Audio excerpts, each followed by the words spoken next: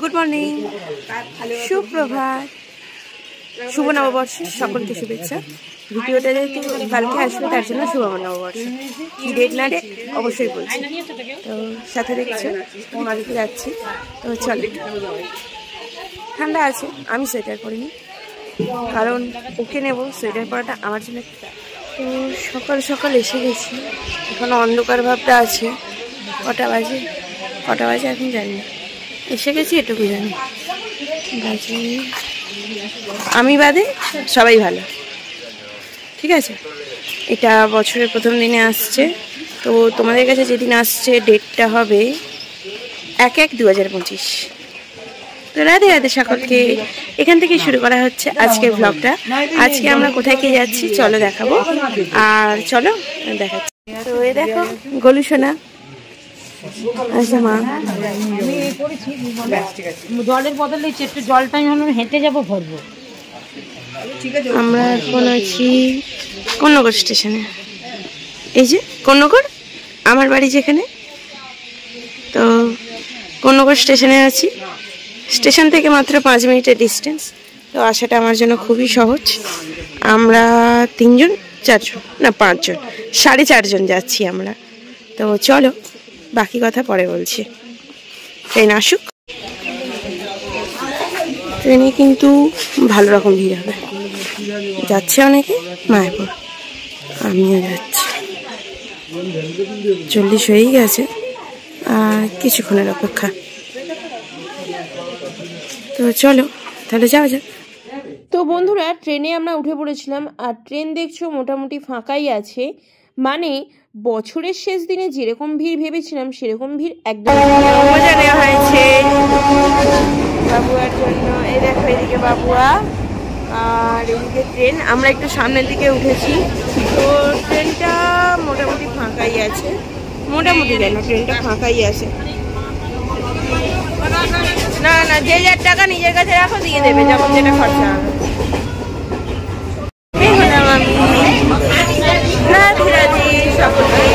কেমন আছে সবাই অবশ্যই জানাবে। হরে কৃষ্ণা কৃষ্ণ কৃষ্ণা হরে হরে। দেখো এইদিকে বাবু, আর এদিকে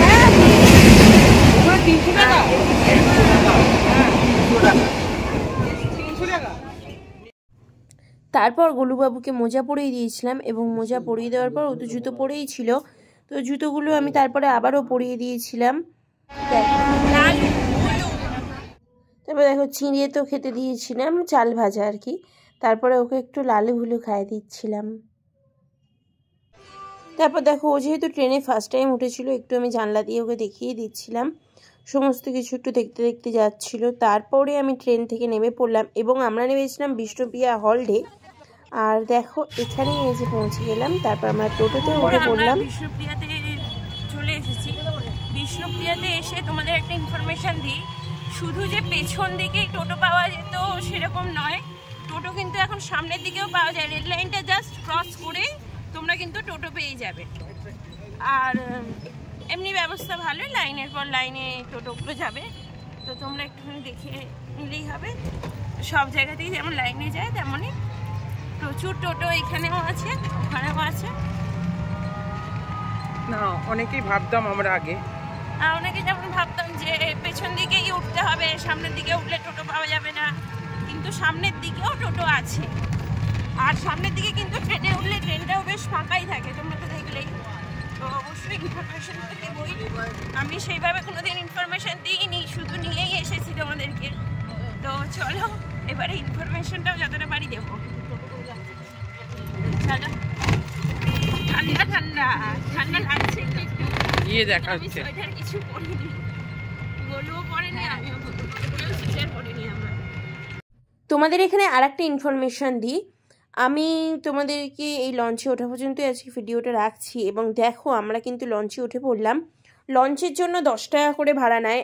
আর টোটোর কথা বলি, সামনের দিকে ট্রেনে যদি তোমরা ওঠো তাহলে কিন্তু টোটো ভাড়া তোমাদের পড়বে 15 টাকা করে, এবং পেছনের দিকে টোটোতে তোমরা যদি ওঠো, মানে ট্রেনে ওঠো এবং ট্রেন থেকে নেবে পেছনের দিক থেকে টোটো ধরো, তাহলে তোমাদের ভাড়া পড়বে 20 টাকা করে। যেহেতু সামনের দিকে মানে ট্রেনের সামনের দিকে টোটো চলাচলটা সবে সবে শুরু হয়েছে, তার জন্যই ওনারা ভাড়াটা কম নিচ্ছেন, ওনারাই সেটা বললেন। আর এখন কিন্তু এই সিজনের জন্য মায়াপুরের এই যে নামছো ওপারে গিয়ে লঞ্চ থেকে নেবে, যে মায়াপুর মন্দির পর্যন্ত যাবে, টোটো 15 টাকা করে নিত, 10 টাকা করে নিত, সেই টোটো কিন্তু সকালের দিকে সবাই 20 টাকা করে নিচ্ছে পার হেড। 20 টাকার নিচে কিন্তু কেউ যাচ্ছেন না। এবং ওনারা বললেন যে এই সিজনটা কেটে গেলে মানে 15-20 দিন পরে আবারও ভাড়াটা নর্মাল হয়ে যাবে, যেমন ভাড়া তেমন। কিন্তু দুপুরের পরে আবার যারা যাচ্ছ তাদের ভাড়া কিন্তু টোটো 10 টাকা করেই নিচ্ছে। রাধে রাধে, নেক্সট পার্টে আবারও দেখা হচ্ছে।